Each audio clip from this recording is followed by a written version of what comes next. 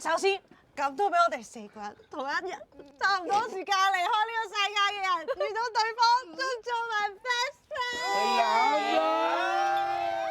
所以我哋決定2個月後，我哋4個人要開 party。自從識咗你哋之後，我啲數字調得越嚟越快，好耐冇試過啦。